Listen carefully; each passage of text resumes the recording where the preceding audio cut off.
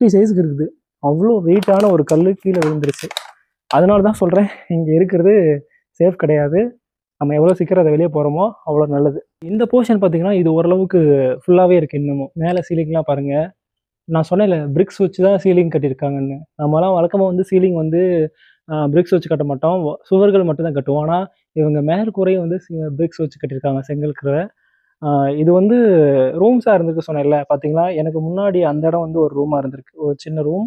அது மாதிரி இந்த பக்கம் எதிர் திசையில் இங்கே ஒரு ரூம் இருக்குது 2, இங்கே ஒரு அறை.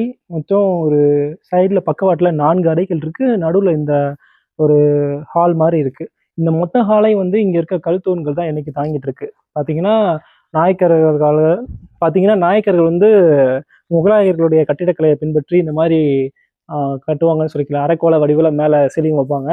அதுக்கு நடுவில் வந்து இந்த மாதிரி பெரிய பெரிய தூண்கள் வைப்பாங்க கட்டிடத்தை தாங்கிறதுக்கு. நீங்கள் மதுரை திருமலை நாயக்கர் மகால் போனீங்கன்னா பார்க்கலாம், இந்த மாதிரி பெரிய பெரிய தூண்கள் இருக்கும்.